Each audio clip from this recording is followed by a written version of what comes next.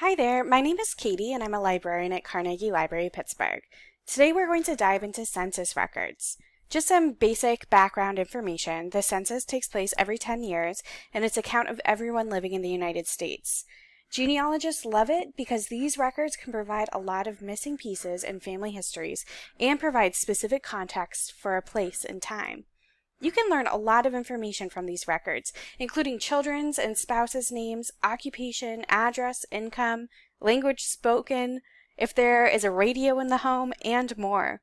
Census record questions are edited each time the census is done, so take a look at many different census records to see how the information about your family changes every 10 years, and you may find something that fills in a missing piece of information. One thing to remember is that the information on the census is self-reported, so it's not uncommon to see details that don't exactly match what you thought you knew. No one was verifying whether your ancestor was naturalized or whether your great-great-grandmother really was the age she said. So take this information as a guide to the documents that can confirm some of these details. Okay, so we're going to start here on the Ancestry homepage and drop down up here under Search to Census and Voter Lists. From here, we're going to fill in some basic information in the search fields. And we can always edit our search to add more information if we need to. We are going to look for a census record for filmmaker Lois Weber, who was born in Allegheny City.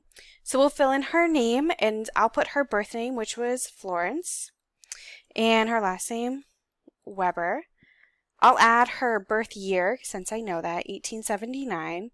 And I know her birth location, which was Allegheny City in Allegheny County. So it's going to be Allegheny, which we'll search our Northside documents. From here, we're going to come down here and hit search. And since we're expecting to see records from the late 1800s, it's helpful to know that most of the 1890 census was lost in a fire in 1921. So I'm not expecting to see the 1890 census as an option at all. So from here I can hover over one of these options to see a quick view of the transcribed information. So here's a Florence Weber, birth about 1879 in Pennsylvania, in Allegheny City. So let's just hover over and we can see all of this transcribed information.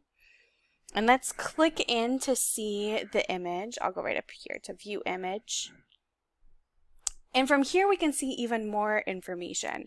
So Ancestry is going to very helpfully highlight the record that we're interested in right here, which is Florence.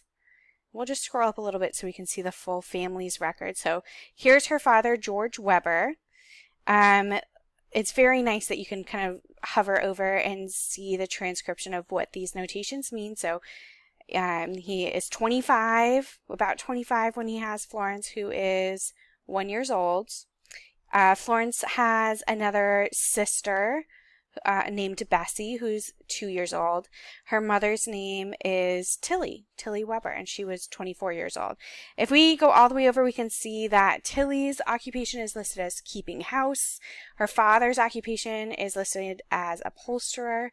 And if we go all the way over, we'll get a little bit more information about Tilly and George, their birthplace of the father, which was and the birthplace of the birthplace of Tilly is Pennsylvania. Her mom was born in Baden, Germany, and her father's birthplace is Darmstadt, also in Germany. If we go down to Florence, she was born in Pennsylvania, as were both of her parents as well. So that's some fun information. We can also get a little bit more information about where she lives. So East Diamond Street, which is right near the Carnegie Library of Pittsburgh on the north side, and the house number, which was 17 for her. So as you're researching your family, be aware that the most recent census with individuals' names available is the 1940 census. The Census Bureau keeps individuals' information private for 72 years. So if you're doing your math, we only have a short time to go until 2022 when the 1950 census comes out. These records also provide some great information for you to follow new threads and continue to piece together your family history.